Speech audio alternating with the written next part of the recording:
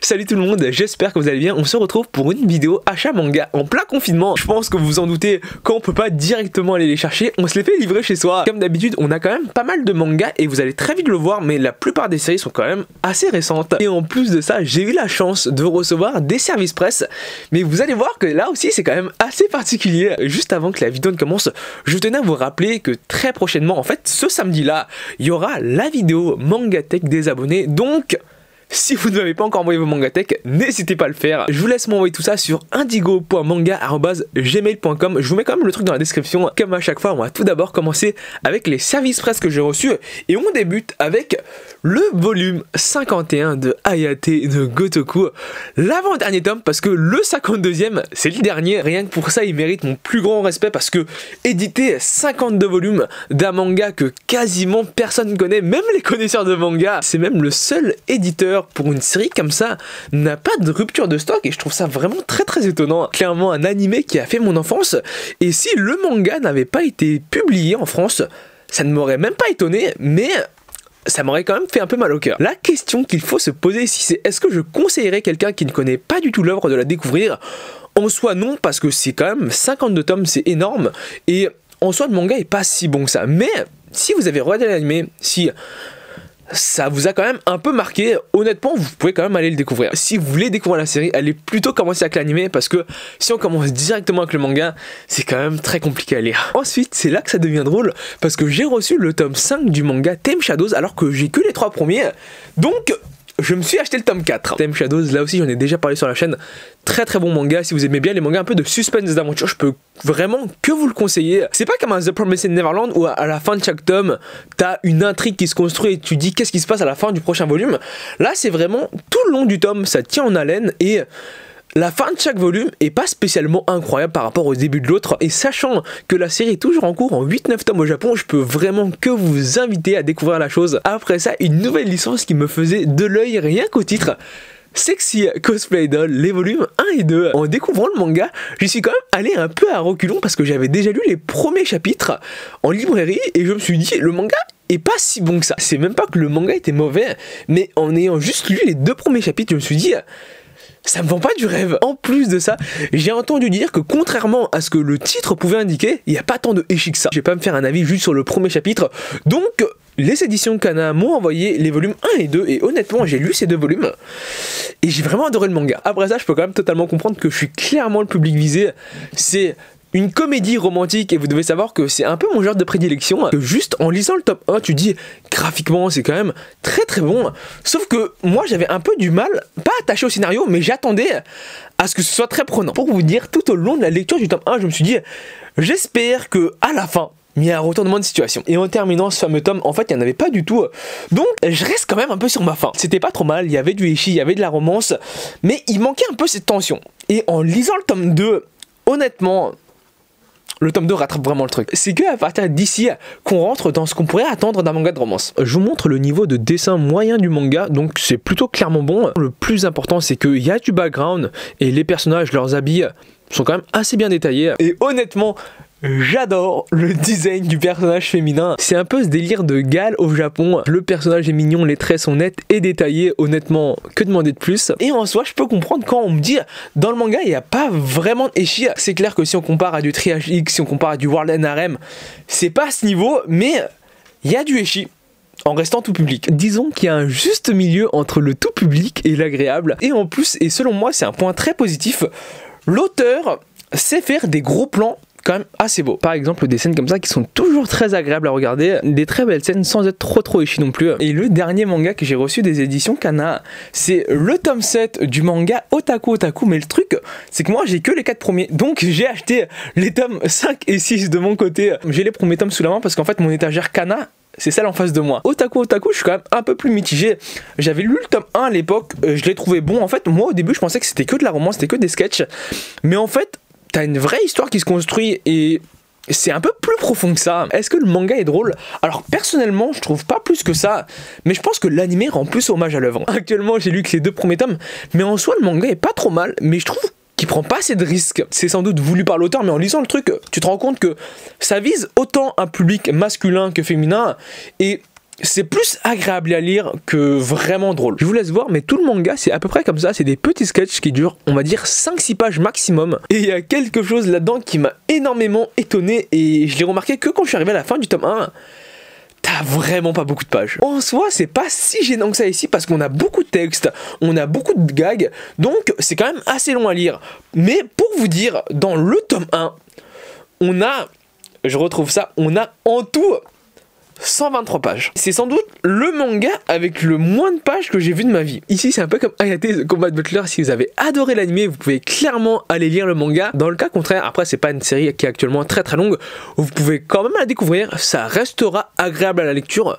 Par contre, ce sera pas extraordinaire. Après ça, les derniers mangas que j'ai reçus en service presse, ce sont les volumes 1 et 2 du manga Kemono Incident aux éditions Kurokawa. Série qui, à mon étonnement, pas mal d'entre vous connaissez et attendaient déjà le manga à sa sortie. Ça, si je me trompe pas, c'est 8-9 tomes en cours au Japon, et en France on est déjà au 4e volume édité. J'ai eu logiquement l'occasion de lire les tomes 1 et 2. En soi, je trouve que le manga est plutôt bon, mais juste avec les 2 premiers volumes, on peut pas dire grand chose dessus. Actuellement, on est encore dans la phase d'introduction. Pour faire très simple, et là j'ai vraiment pas envie de spoiler, mais en soi, dans les 2 premiers volumes, il n'y a pas grand chose à spoiler.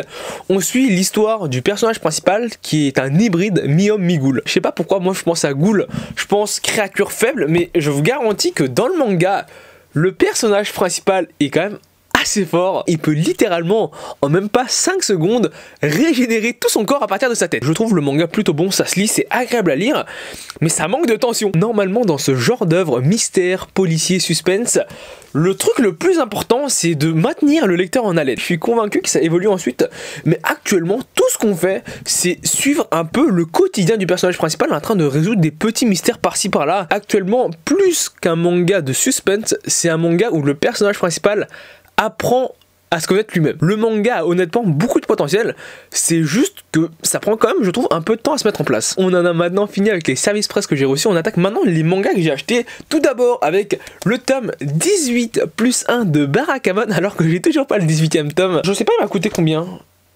Je regarde le prix parce que le format est quand même assez beau. Il coûte cher, il coûte 9,65 €. Donc actuellement j'ai pas la série intégrale, j'ai les 17 tomes, il me manque le 18e.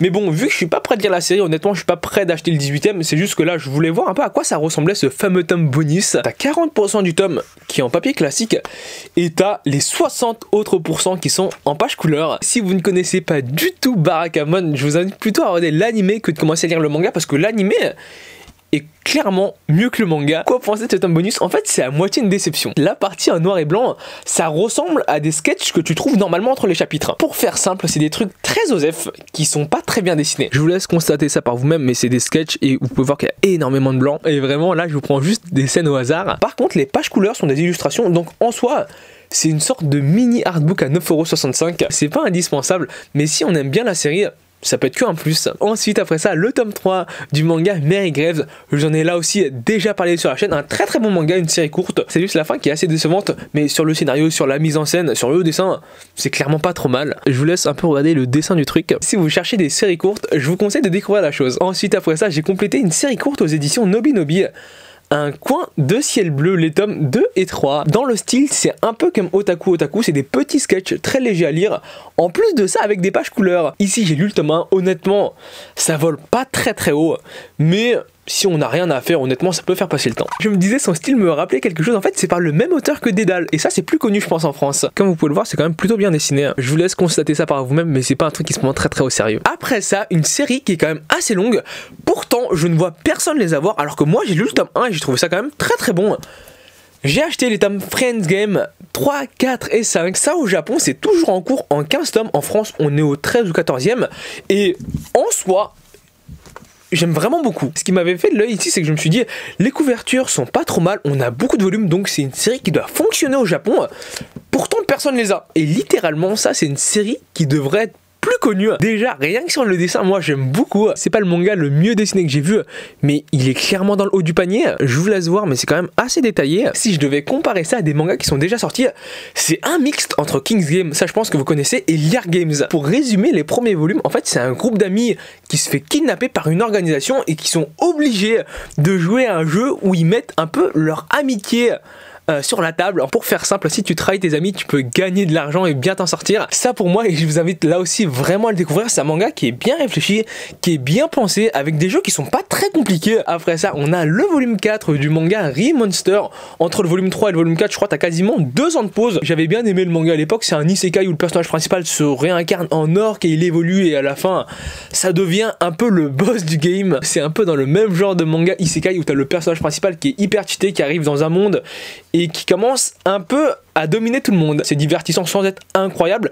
J'avais essayé de lire le light novel et le light novel est vraiment hyper compliqué à lire. En manga ça passe encore parce que c'est plus agréable à regarder, mais dans le light novel ils font jour 1 il se passe ça, jour 2 il se passe ça, jour 3 il se passe ça, jour 4 il se passe ça, et ils font ça je crois pendant 300-400 jours, donc à un moment ça te sort de la tête. L'avant-dernier tome du manga Dimension W, une fois que j'aurai complété les 16 tomes, je pense que je vais commencer à les lire. Un manga que je pense vous connaissez tous au moins de nom, Demon Slayer, les volumes 1 et 2. Donc oui, j'ai du retard avec l'apparition française parce que je crois que les éditions Panini en sont déjà au tome 7 ou 8. Ça pourrait choquer certains. J'ai pas du tout regardé l'anime, par contre j'ai vu des extraits des fights les plus stylés sur YouTube et honnêtement l'animation est clairement top tier. Je suis quasiment au dernier chapitre sorti au Japon, mais le truc c'est que Demon Slayer, pour moi, une fois que tu connais ce qui se passe dans l'histoire, t'as pas grand intérêt à le revoir. Après ça, et c'est des tomes dépareillés, j'ai acheté le tome 6 de Suicide Island. Alors celui-là, je l'avais déjà dans ma collection, mais je vous laisse voir. Il est abîmé. Ici, c'est pas moi qui l'ai abîmé, je l'ai acheté comme ça, mais je crois que le tome 6 c'est quand même assez rare. Et le tome 13, alors moi actuellement j'ai du tome 1 au tome 14, sauf qu'il me manquait le tome 13. Et le truc, c'est que le tome 13 était rare aussi. Si je me trompe pas, c'est une série terminée en 18 tomes. Et j'ai de la chance, les derniers tomes sont encore tous édités. À partir de là, jusqu'à la fin de la vidéo, on n'aura que des nouvelles licences qui vont rentrer dans ma collection. Et on commence tout d'abord avec un isekai, Goodbye Dragon's Life. Actuellement, c'est sans doute l'un des seuls isekai que je compte acheter avec Konosuba en 2020. Parce que c'est un genre qu'on a vu, revu et re-revu. Et je trouve que ça commence un peu à être lassant. Alors, s'ils sortent des bons isekai en 2020, je les achèterai. Mais ça se fait quand même de plus en plus rare. Ça, j'avais déjà lu en scan avant que le manga sorte. Alors, graphiquement, moi, je pensais que c'était un peu mieux de souvenir. Alors, c'est pas trop mal, mais c'est pas incroyable. J'en avais de meilleurs souvenirs. Les personnages sont plutôt bien dessinés, mais vous pouvez voir que les décors sont quand même assez superficiels. Ici, dans 70% des cas, t'as que du blanc. Et ça, c'est la seule scène avec du décor, mais vous pouvez voir que c'est pas incroyable non plus. Par contre, de temps en temps, l'auteur sait faire des plans larges détaillés, et ça fait plaisir. Certaines autres planches qui sont très appréciables. Pour un isekai, c'est plutôt original. C'est un dragon qui se réincarne en humain. T'as de la romance, t'as le personnage principal qui est cheaté. Et dans sa globalité, le manga est très agréable à lire, c'est assez fluide et c'est sans prise de tête. Partant du principe que c'est un bon point, la première personnage féminine qui tombe amoureuse du personnage principal, c'est une Lamia. En plus, dans sa scène de présentation, elle est plutôt bien dessinée. Toujours une nouvelle licence, les volumes 1 et 2 du manga My Teen Romantic Comedy is Wrong as I Expected. Ceux qui ont acheté le manga ou qui connaissent la série, c'est forcément via l'adaptation animée. Sur la couverture, on pourrait croire que graphiquement, c'est pas incroyable. Alors, c'est pas incroyable, mais c'est pas aussi mauvais qu'on pourrait le croire. Je suis pas un grand fan des chara-design du manga, je préférais ceux dans l'anime, mais vous pouvez voir que les planches sont quand même bien remplies. On pourra se le dire, pour une adaptation manga d'un light novel, c'est clairement pas mal. Ça, au Japon, le manga, il est quand même assez loin, je crois, c'est plus de 15 volumes. Et je pense que ça va faire un peu comme une Re:Zero. Le manga a rattrapé l'anime, mais l'anime va sortir une autre saison, et je crois que c'est le cas pour cette série aussi.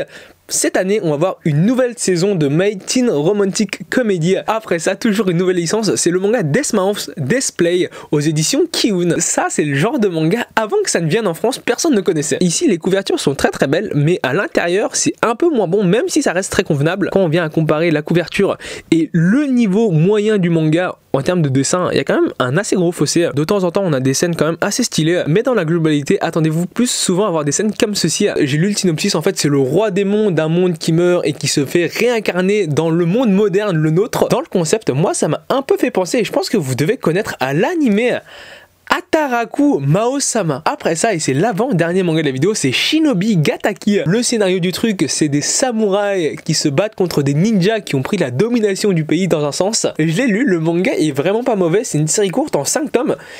Et c'est dans le même délire que son autre manga, Monster x Monster. Il y a un fond qui peut être sérieux. Par contre, le personnage et l'histoire est racontée de sorte à ce que ce soit comique. Au Japon, c'est amené en 5 volumes. Nous, on a le 3e qui est sorti il n'y a pas très longtemps. Mais le seul truc qu'on pourrait rien lui dire, c'est Sur le dessin, honnêtement, je trouve qu'il gère. C'est détaillé et j'adore le chara-design de ces persos. Et le dernier manga que j'ai vraiment acheté sur un coup de tête, c'est March Come Like a Lion, les volumes 1 à 4. Pourquoi est-ce que j'achète le manga que maintenant? La raison est assez simple. Je n'ai pas regardé l'animé et moi je pensais que c'était un manga qui s'axait sur le go. Et en lisant le résumé du truc, en fait c'est plus un manga de développement personnel et de tranche de vie. Pour vous dire, le personnage principal c'est un génie du go et dans le manga il nous explique même pas les règles du jeu. Et en lisant le synopsis, je me suis dit en fait c'est le genre de manga qui pourrait me plaire. Et du coup j'ai acheté les 4 premiers tomes. La vidéo se termine ici. J'espère qu'elle t'a plu. Si c'est le cas, n'hésite pas à t'abonner, c'est le plus important. N'hésite pas à laisser un pouce bleu. Je te dis à la prochaine. Salut!